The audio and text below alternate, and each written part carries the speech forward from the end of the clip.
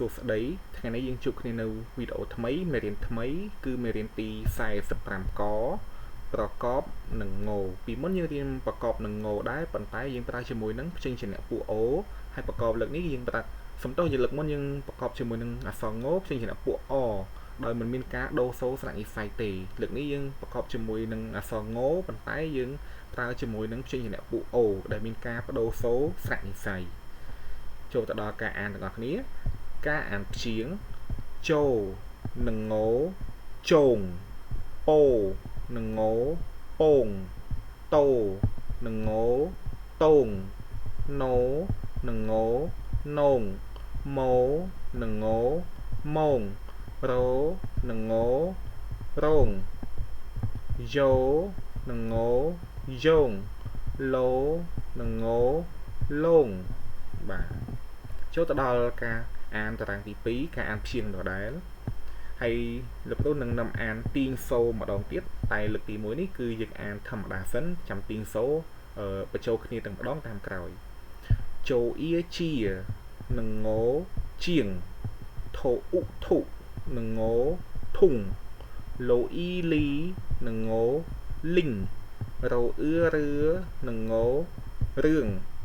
កន្លែងនេះទីងសូមានលក្ខណៈពិបាកបន្តិចវោអឹមវើមនឹងងវាំងម៉ូអ៊ុមុនឹងងមុងពោអូពោនឹងងពងកោអឹមកើមនឹងងកាំងបាទលោកគ្រូនាំទីងសូពាក្យទាំងអស់នេះឡើងវិញជាងធុងលីងរឿងវាំងមុងពងកាំងបាទចូលទៅដល់ការអានពាក្យការអានពាក្យទុំនងសំពងលំពេងពីងទឹកថេងថងរោលងទុំពាំងរោនាងពីងពីងណូនង